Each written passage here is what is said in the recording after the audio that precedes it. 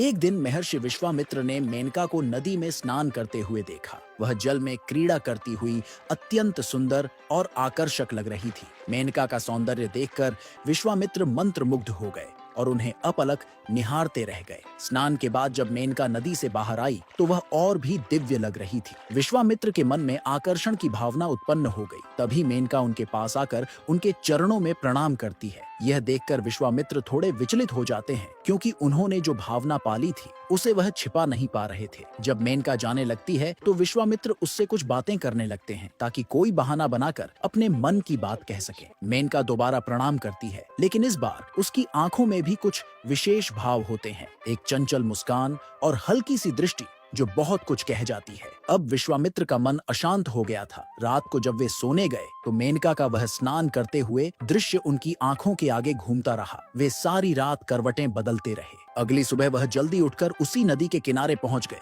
लेकिन मेनका वहां नहीं आई थी। यह देखकर वह व्याकुल हो गए और पूरे वन में उसे खोजने लगे। थक हार कर वे अपनी कुटिया में लौट आए। कुछ समय बाद अचानक मेनका सुंदर वस्त्र पहनकर सजी धजी हुई स्वयं उनके कुटिया में चली आती है।